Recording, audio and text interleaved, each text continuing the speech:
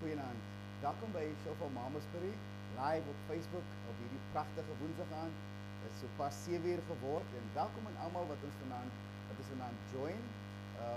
Ek sien so 'n paar name daar. Christo Donald het ons gejoin. Goeienaand.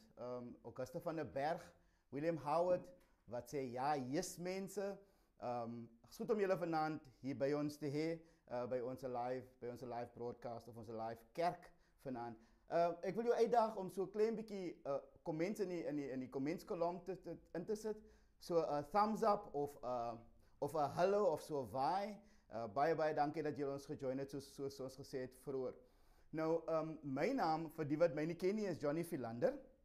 En ek het die 1 September verlede jaar, het ek Mamas by die Shofa gejoin as 'n pastoor, saam met Dewal Esterhuizen. So, vanaand rus hy 'n bietjie. Ek dink die laaste paar weke het hom lekker uitgeput. En is my geleentheid vanaand om net so klein bietjie saam met julle te praat. Ek is verskriklik opgewonde. Ons is net so oor die 40ste dag van lockdown. Nog nooit voorheen in ons geskiedenis, my leeftyd het dit gebeur nie. Ek weet nie of enige van julle al so ietsie geniet het of ervaar het in die verlede nie, maar lockdown is vreemd. Lockdown is anders. So vanaand wil ek baie graag net met julle 'n klein bietjie 'n kort woord deel. En as ons klaar is, wil ek julle baie graag uitnooi om so 'n paar vragies te hanteer. Miskien op jou eie. Vanaand kan jy die vragies as 'n persoon hanteer op jou eie en jy hoef nie noodwendig dit in 'n groep te doen nie. Maar ek sal ook aanbeveel dat môreoggend, as jy 'n kansie het, moet jy asseblief hierdie vragies kan jy vir iemand anders vertel wat in jou kop aangegaan het terwyl jy deur hierdie vragies gewerk het. So, weer eens baie welkom.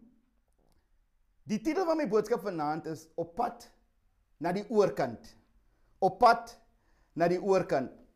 En ons vind ons skriflesing in Markus 4 vers 35 tot 39. So as jy 'n Bybel daar in die omgewing het, trek dit nader, sodat ons net 'n klein bietjie kan saam lees, saam in die woord tyd spandeer. So Markus 4 vers 35 tot 39. Onthou die tema van die boodskap, op pad na die oorkant. So in Markus 4 vers 35 tot 39 staan die volgende. En toe dit aand geword het op daardie dag, het hy vir hulle gesê, laat ons oorvaar na die ander kant. En hulle het die skare verlaat en hom, net soos hy was, saamgeneem in die skei, en daar was ook ander skeitjies by hom. En 'n groot stormwind het opgekom, en die golwe het in die skei geslaan, sodat dit al vol wou word.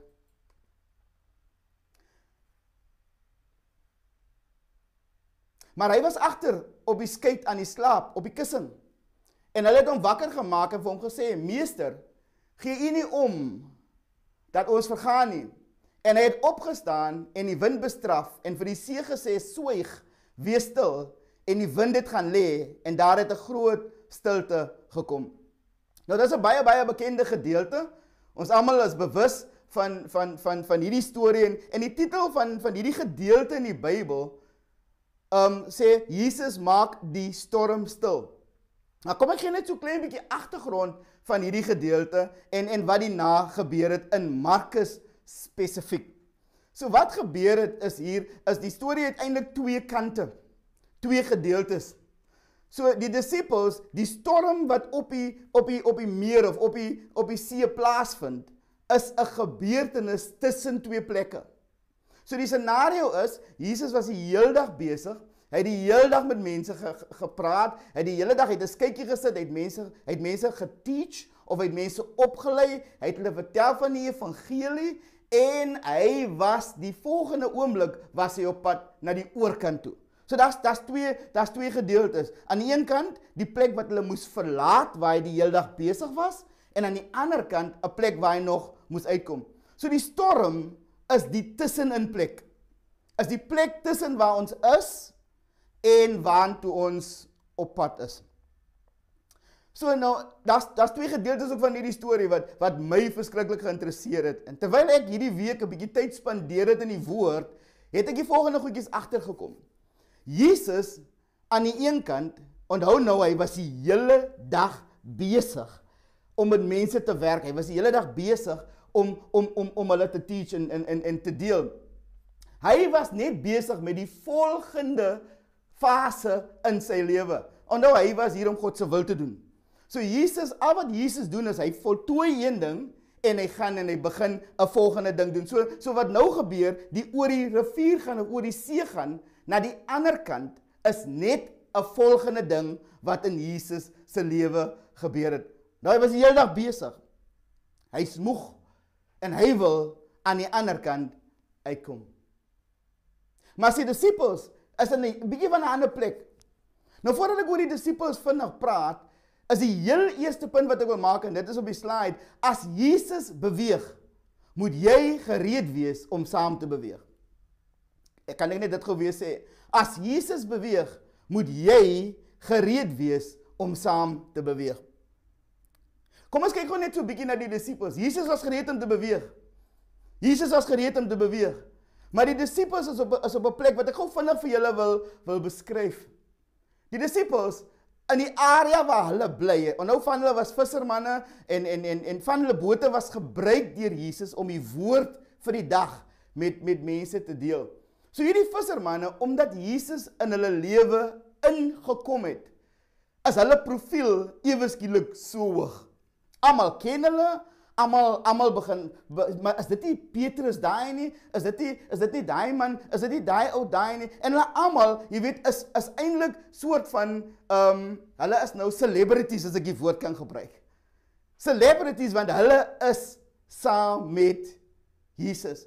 Nou wanneer dinge in 'n mens se lewe goed gaan, wanneer goed lekker uitwerk, man, en jy weet dinge gaan goed, dan wil 'n mens graag tyd spandeer waar jy is. Omdat dit so lekker gaan, omdat alles uitwerk, jy weet, wil ek so graag nog hier bly. 'n vriend van my het eendag gesê, toe hy hierdie gedeelte verduidelik, toe sê hy, hierdie manne was so op 'n high, as ek die Engelse woord kan gebruik, was so op 'n high, dat wat hulle wou doen is, hulle wou eintlik besigheidskaartjies druk. Jy weet, Petrus hier aan die onderkant sy naam, en dan sê, jy weet, ons is deel van die Jesus Company, en so aan. So dis 'n lekker plek om te wees. En ek is seker daarvan, toe Jesus sê, met 'n klomp mense wat na hulle luister, wat na Jesus luister, en Jesus sê, ons moet na die oorkant toe gaan, dink ek, hulle het gedink, Jesus, jy maak seker 'n fout. Ons is so aan die go hier, man, dinge gebeur hier. Hoekom moet ons nou oorgaan? En dis my punt. As Jesus beweeg, moet jy gereed wees om saam te beweeg. Voor die coronavirus, voordat ons in quarantaine ingegaan het, was jy miskien op 'n plek, jy weet, waar jou verhoudinge op 'n baie goeie plek was. Miskien het jou besigheid, het regtig vir die eerste keer in jare, het jou besigheid begin goed doen. Jy weet, dinge het vir jou gebeur, man. Jy was op 'n goeie plek. En ewe skielik kom corona en hy gooi die appelkarretjie om. En ons eerste reaksie is, nee, Here man. Dit kan nie nou gebeur nie. Alles het dan nou net begin regkom. Alles het nou net aan die gang begin kom. Ek het nou net my voete begin vind. Of voor coronavirus was jy dalk in 'n situasie waar dit 'n bietjie swak gegaan het, nie so lekker gegaan het nie. En ewe skielik kom hierdie virus en jy weet nie wat om te doen nie. Maar Jesus is altyd aan die beweeg. As dit nodig is om stil te staan, jy weet, soos die Samaritaanse vrou, dan sal hy stil staan en hy sal tyd spandeer. Maar 'n voortdurende ding wat Jesus gedoen het, hy het konstant beweeg. Hy was konstant na die volgende ding op pad. In Matteus 9 vers 9 staan die volgende. En toe Jesus daarvandaan verder gaan, sien hy 'n man met die naam van Matteus by die tolhuis sit.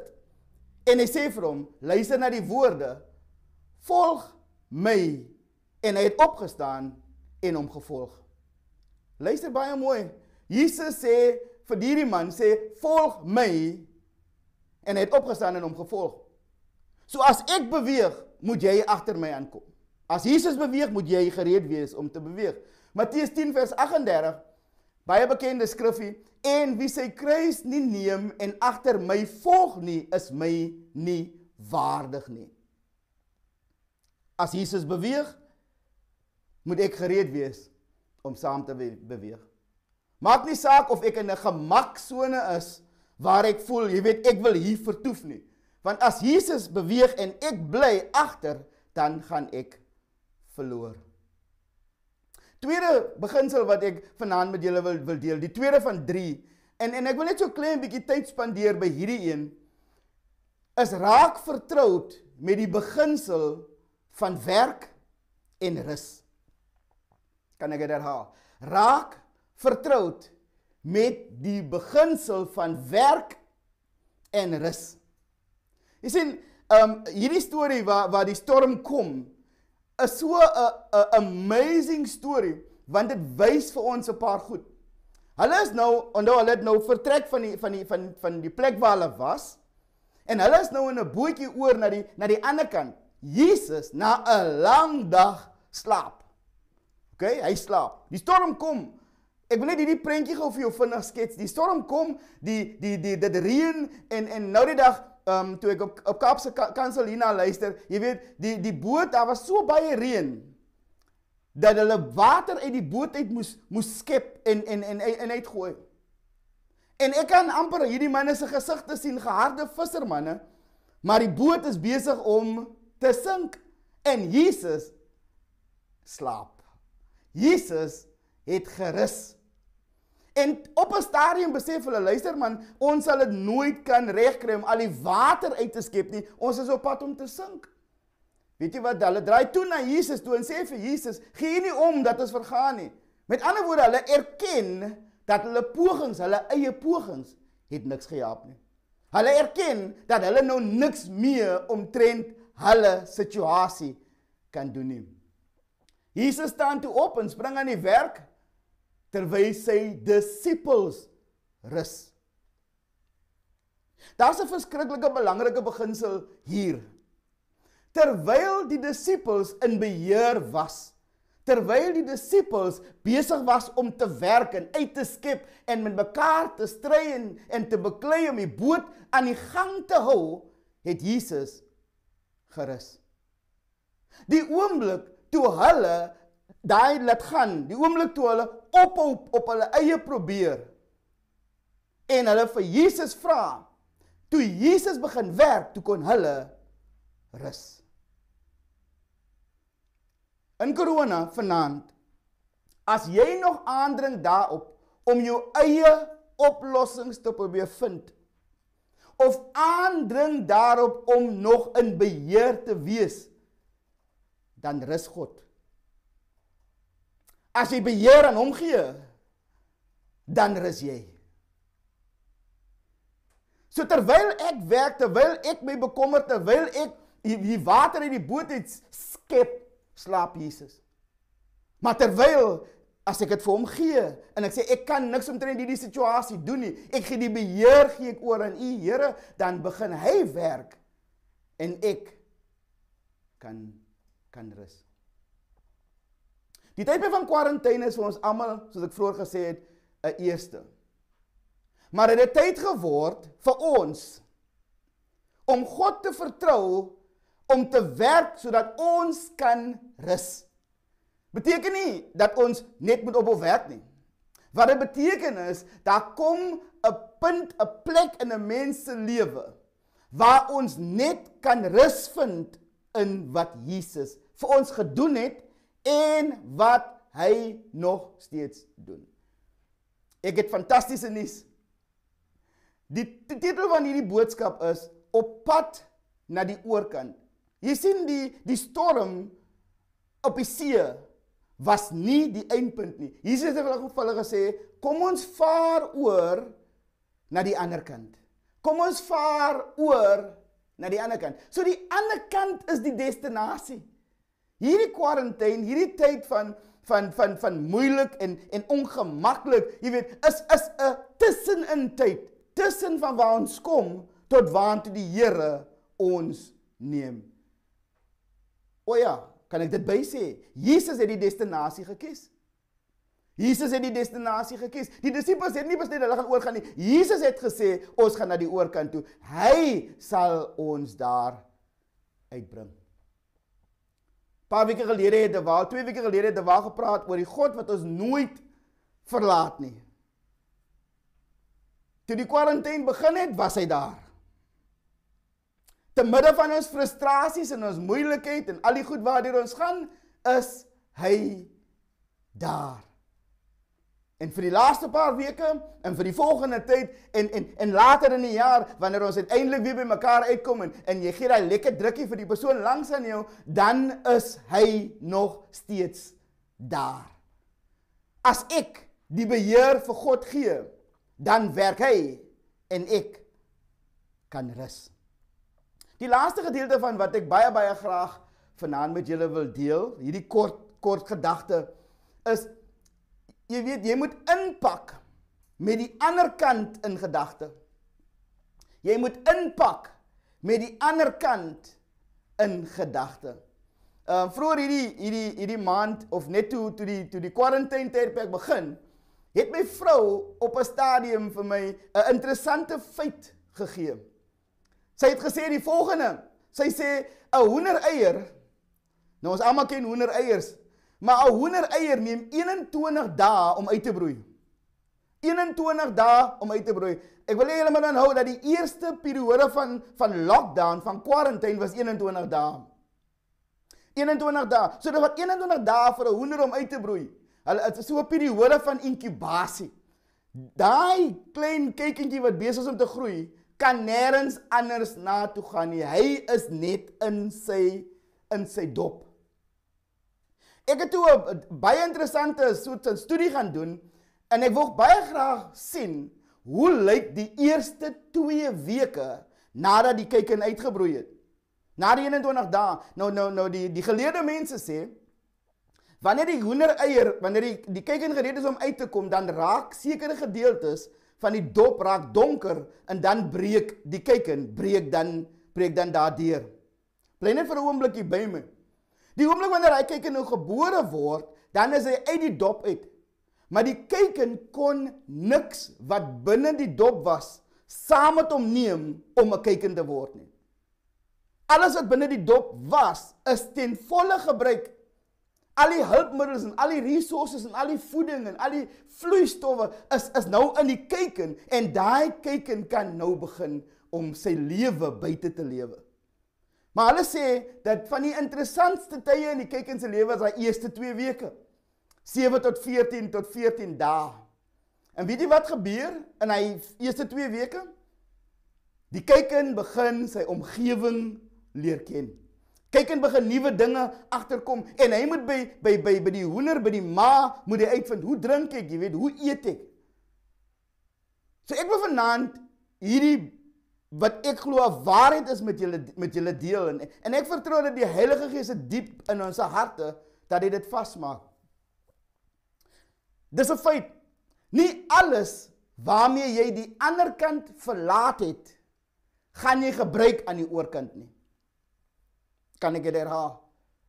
Nie alles wat jy aan hierdie kant gehad het, gaan jy aan die ander kant gebruik nie. Aan die ander kant is dit 'n heel ander storie. Aan die ander kant, waantoe Jesus jou neem, waantoe jy jou pad is 'n heel ander storie. Wat bedoel ek? As jy gaan lees in Markus 5, ons het gelees in Markus 4, vers 35 tot 38. As jy gaan kyk in Markus 5, dan sal jy die volgende lees. Toe hulle aankom aan die ander kant, raai wat?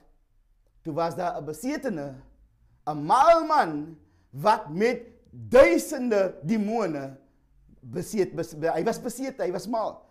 En niemand kon hom hanteer nie. En die disippels het nog nooit met so iets te doen gehad nie. So wat aan die ander kant wag, is nie dieselfde as waarvandaan ons kom nie. Ek het hierdie week, verlede week Vrydag, het ek so 'n paar mense geskakel, en Fred Tiaart, Mariette se man, hy het so verlede Vrydag vir my 'n belangrike ding gesê. Hy het gesê, jy weet wat, in hierdie tyd, hy geniet eintlik die lockdown so baie, Fred, ek hoop jy gee om nie.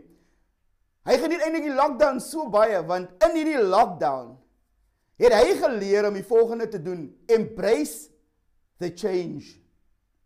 En hy het die volgende gesê, hy sê in hierdie tyd van afsondering en isolasie, is daar soveel nuwe moontlikhede wat mense nie altyd sien nie.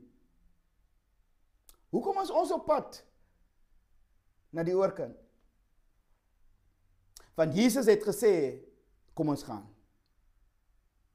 Jesus het ons geroep om saam met hom te beweeg na die oorkant toe. So aan die oorkant kan ons begin, kan ek die Engelse woord gebruik, kan ons begin explore. Ons kan begin uitvind, ons kan begin, jy weet, nuwe goedjies, wat die Here die laaste tyd in ons wakker gemaak het, kan ons begin agterkom, en ons kan begin neerskryf, en ons kan begin opgewonde raak, oor goed wat ons nooit geweet het, binne ons is nie. Dink gewoon net vir 'n oombliekie. Voor die lockdown, voor quarantaine, het ons moontlik goed op 'n sekere manier gedoen, want het het gepas by daardie tyd. Die tyd het verander. Ons is aan die oorkant.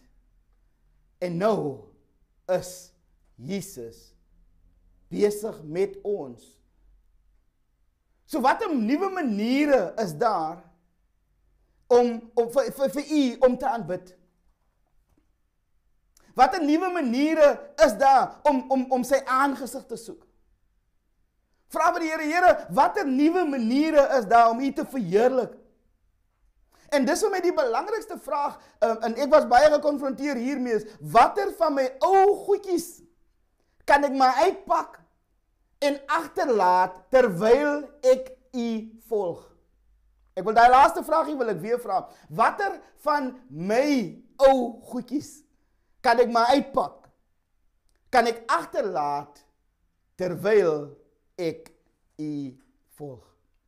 Ek wil julle maar aanhou wat in 2 Korintiërs 3 vers 18 staan, en terwyl ons almal met onbedekte gesig, soos in 'n spieël, die heerlikheid van die Here aanskou, word ons van gedaante verander na dieselfde beeld van heerlikheid tot heerlikheid as deur die Here wat die Gees is.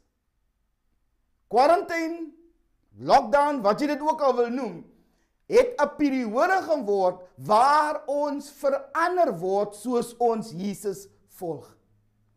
Baie mense praat van die new normal, maar niemand kan die new normal of die nuwe normaal beskryf nie. Maar die Here het jou nuwe normaal aan jou geopenbaar. In hierdie tyd het hy in jou gees gefluister en gesê, dit is wat ek wil hê jy moet doen. Dit is die mense vir wie ek wil hê jy moet bid. Dit is die projekte waarop ek wil hê jy moet fokus. Dit is wat ek wil hê jy moet doen, wanneer jy tyd in my teenwoordigheid deurbring. Want jy sien, ons is nie meer waar ons was nie. Ons het by die oorkant aangekom. En my tassie is gepak. En ek is gereed vir die volgende fase van my lewe. 3 goed vanaand. As Jesus beweeg, dan moet jy gereed wees om te beweeg. Die tweede ding wat ek gesê het, raak vertroud met die beginsel van werk en rus. As God werk, kan jy rus. As jy in beheer is, dan rus God. En laastens, wat het jy ingepak vir die ander kant? Ek vertrou dat die Here regtig waar met jou hart en met jou diep praat vanaand, en net so 'n klein bietjie jou kop so bietjie in sy rigting draai en sê, Here, hier is ek. Ek het nie 'n idee wat volgende week gaan gebeur nie. Ek het nie 'n idee wat volgende maand gaan gebeur nie. Ek weet nie eens of ek vir die volgende maand, jy weet, waar gaan ek by die werk uitkom, hoe gaan my finansies lyk, enige van daai goed. Die Here sê die volgende, ek het jou genooi na die oorkant, en ek is met jou. Kom ons bid net voor ons die vragies hanteer wat ek het saamgestel het. So kom ons bid net saam. Vader, Here, U is so getrou. U laat ons nooit alleen nie, Here. U verlaat ons nooit. U is, as ek hierdie woorde kan gebruik, Here, U is super cool. Want voordat U ons roep om te gaan na die oorkant, toe weet U alreeds wat aan die oorkant wag.